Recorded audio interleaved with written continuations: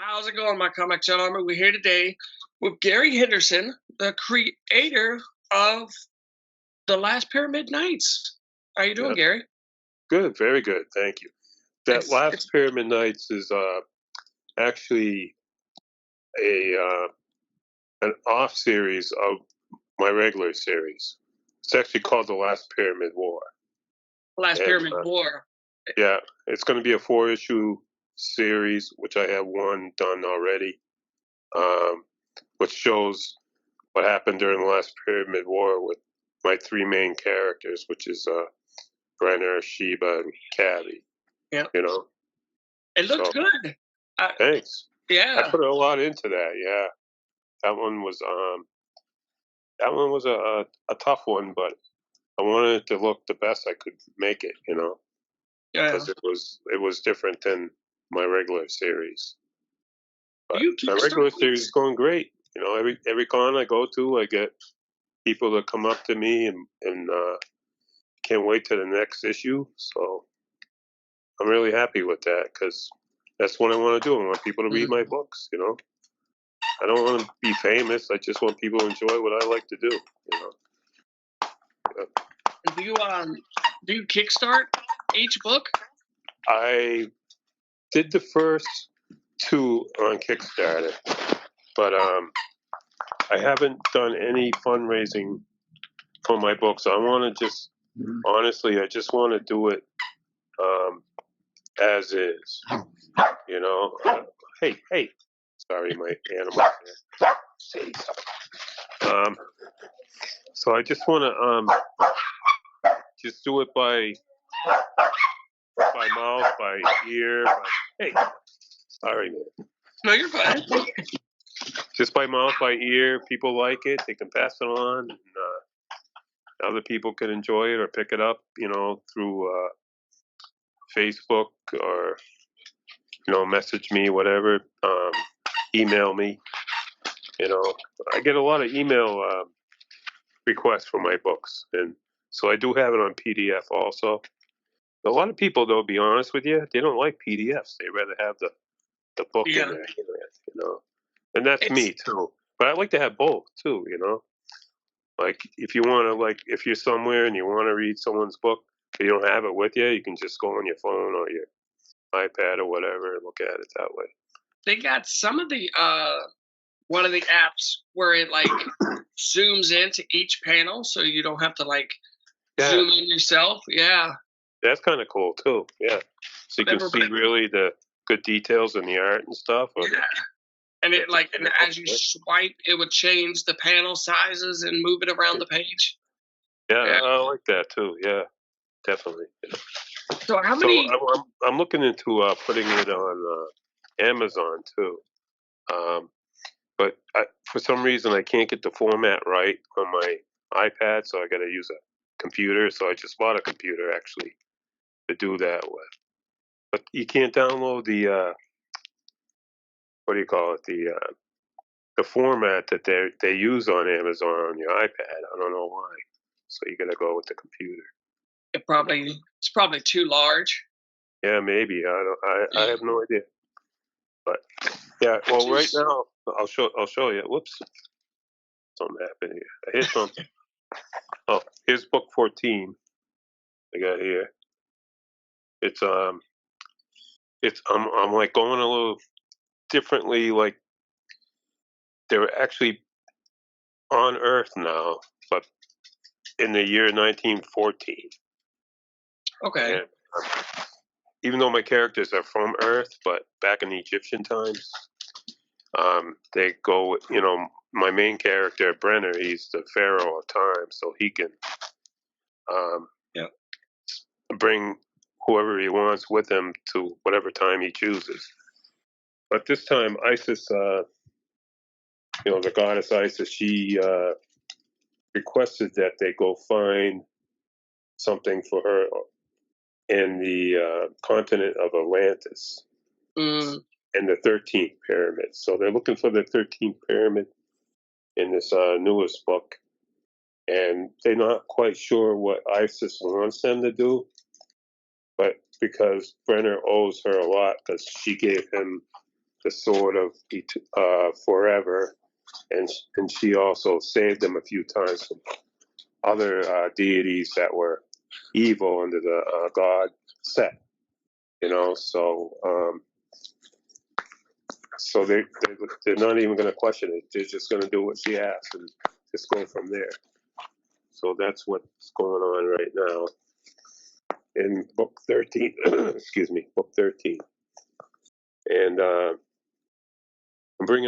trying to tie up a lot of plot holes that I've made in all my books, and it's very hard because you try to keep going and going and going, but then you're gonna think, oh shit, I got plot holes here, I got plot holes there. I gotta try to tie those together and solve those holes, and that's what I'm trying to do now in 13 and 14 and 15.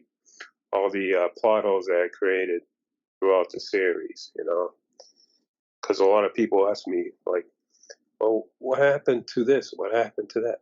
Well, just wait, it's coming, in the next few books. It's not going to all happen in the next page or the next panel or the next book, but it's just slowly going to feed into the story, all the different plot holes that I created, I didn't realize how many plot holes I really created, the characters talk to me like, it might sound weird, but when you create characters for your book and the story, and you get to know the characters you created, that when you actually write them and put them in certain situations, they tell you, oh, I wouldn't do that. No, I wouldn't say that. You know what I mean? So Yeah. each personality that you created, what they're going to say in whatever situation they're in, which is kind of funny, but I never really realized that before until I started from this second book on, where I created the personalities for each character that I have, that they started telling me, no, we're not going to say that. No, we're not going to do that. I don't know if a lot of different artists or creators have that same thought or input from their characters, but I do for some reason, How many comics do you put out a year? Oh my God, I can only put out like 2. That's pretty fast, though. Yeah, I wish it could be faster, but because I have another job, and I actually, honestly, I have a lot of the stories in my head, but I really write 1 page at a time, even though I know where it's going. Right. It's just easier for me because if I want to change something 3 pages later that I haven't already written down, I can do that. You know what I mean? Because it's not always going the same way I'm thinking. It's like I was saying, the characters are talking to me, Yeah. So it's just it's a crazy thing. It's a fun thing too. Like each character I love all of them, and when they get hurt, I'm like, oh, why did I do that to them? Like Sheba right now in book 13, she got frozen by. He's like a yeti, but they don't know him. The snow. They call him snow monsters, but he's actually a yeti, and he touches Sheba, and she freezes, completely frozen, and he feels bad about it. The yeti does, because he was like looking at her more like, "Who are you? What are you doing here?" And then they touched, and it happened. And he was so sorry about. He just howls, and he's so sorry about what he did. Yeah. I put that in there, and as she's frozen, like all the other characters that I have that actually love her as a Pyramid Knight or as a friend, they're just all like freaking out. Oh my God, Sheba's, she's frozen. Because in my past book, she's written in the future as Queen of Time, because she's supposed to marry Brenner, who's becomes the Pharaoh of Time. But she's not really ready to marry him because she sees him as Mr. Goody Two Shoes. You know, she's not attracted to that kind of character. She's more like for the bad guy. You know what I mean? The bad, tough, like leather jacket kind of person. You know what I mean? Yep. So I got to try to figure out how he's going to make her more attracted to him as Mr. Goody Two Shoes. You know, oh, that's so funny. But Did you keep the same artist for all 13? no, I did the first 2 books myself. I drew them, I colored them, I wrote them, I lettered them, everything. And then I had Savvy Lim for the next 4 books. He's from Florida, great guy. He did all the penciling, but I did the inking and the coloring. But now I have a gentleman from Poland who's worked with me for the last 6 books, and he's a great guy. To pronounce his name is very hard, to be honest with you. But his name is Przemyslaw.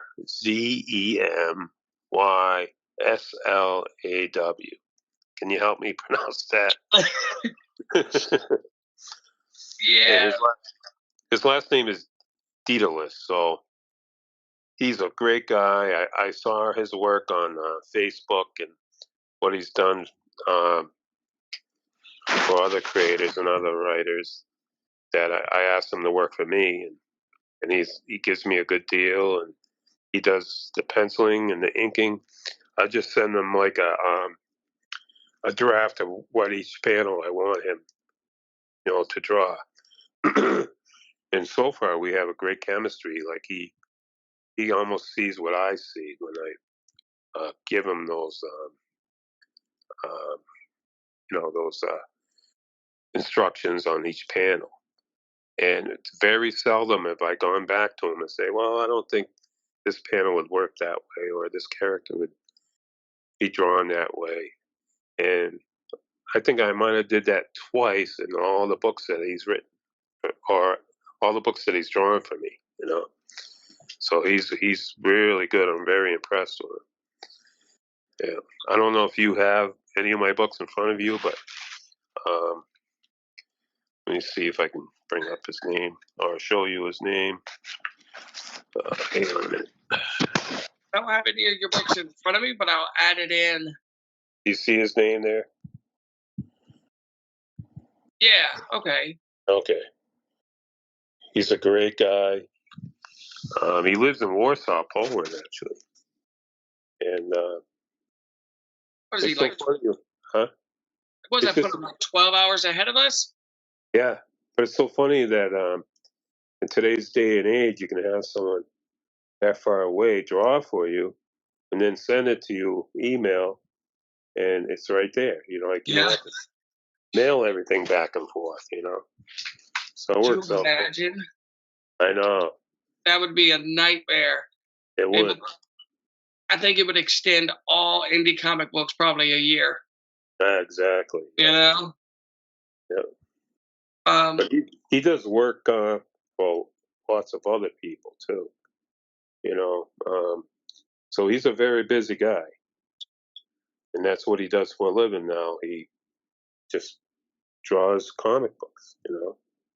That's and awesome. He's amazing. I would say he's up there with all the great Marvel artists and DC artists.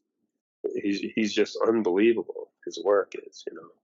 I've definitely seen some really amazing artists in the whole 4 years I've been doing this. Like, you could almost not tell that it was an indie book. Like, if you was to smack a Marvel, DC, Image, Dark Horse, or whatever you wanted to put on it, I don't think anybody would be able to tell the difference.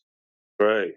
It's like they're all dying for work, and they're all like building themselves up with their own styles that are just amazing. Like his style is almost like a Japanese style. What do they call that? Manga. Yeah. It's almost like that, but it's also like more like old style too. Like it's almost mixed in together. You know what I mean? He doesn't have like the big eyes like they do in the manga stuff, but some some of the body or the action stuff you can see some manga in there. You know, so he's. I hope I never lose him. To be honest with you, I want to keep him forever. I don't want to go anywhere else. I don't. And then if he ever goes mainstream, you can say, "Hey, I got his stuff before." Oh, I know. You know, Maybe my stuff will sell better. You know what I mean? I was just gonna ask you that. Yeah. What Comic Cons are you going to this year? Mostly local stuff. In Massachusetts, I was just at the one in Greenfield, Mass. It was called the Western Mass Comic Okay. Con. It was at an old like theater house with 4 floors. It was really nice. I was up on the 4th floor without because a lot of the Teenage Mutant Ninja Turtle artists are from out here, and a lot of them were there too during that. And you know the creator of Squirrel Girl. You ever hear of that character? Yeah. Squirrel Girl kills the Marvel universe. He was there. Nice Sweet. guy, wicked nice guy. You know, I'm like, how did you come up with the Squirrel Girl? You know, he's like, I have no idea. He says to me, but it's just so much fun. Yeah. So a lot of those guys were there and meeting, you know, new people, new artists, and getting some tips on what I could do and how I get my stuff out there more. They basically just said, just put it on Facebook, get out there, go to more cons if you can. That's the way to do it, you know. You're talking to a Especially lot. for indie guys, you know. Indie guys, we don't have like a, you know, like a regular publisher. We mostly publish our books ourselves, which I rather have control over all that. You know what I mean? Oh yeah. That's why I do that. Yeah.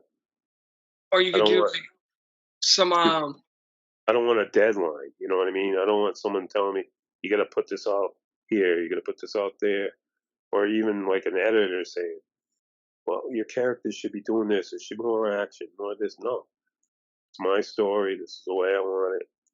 That's what I'm going to do. You know? or one of those situations of that's a little too risky. We can't do that, or Right. Like my books are, they're all good for kids. You know. Oh yeah. I don't put any like weird stuff in there, or sexual stuff. A little bit of blood, not a lot, you know, because they do get hurt here and there. They actually, because they're pyramid knights, they fight. You know, they fight for good, and you know, and they fight for each other. They fight for their pyramid, fight for the pharaoh of time and space, and they're just pretty much trying to keep everything flowing through time without Set, the evil deity Set, interfering with what they're doing. You know, which he's also in my books. You'll see he's also called the Dragon of the Black Pyramid because his pyramid is black and it's an evil pyramid. It's you can barely see it in space because it's so dark, and all the other pyramids are like the ones in Egypt that we have, except they're white. You know, they have that white marble or whatever it is, or granite, and they use the energy from the sun or different stars to um, keep their planet that they're on alive. You know what I mean? So Mhm. I do put some of that. What do you call that? Ancient like um, theories on how what the pyramids were and what they did, and a lot of the theories were that they created energy or electricity to keep their civilization going. So that's in my books too. Is there anything you want to say before we go?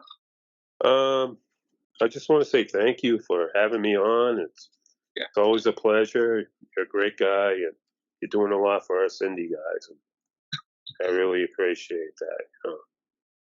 I appreciate and I it. hope I got book 14 I'm doing now, and it's a great issue. It's just I don't know where the comic book series is going. I'm just gonna keep doing it, and who knows? What's gonna happen. Well, I appreciate you taking the time to come talk with me. All right, brother. It's always a pleasure. Good luck to you. And What? You mean you haven't subscribed to Comic Chat Authority? Oh, come on. Subscribe already. What are you waiting for? It's no big deal. Like, man, don't forget to tell him to hit that like button. Yeah, that too. Just subscribe.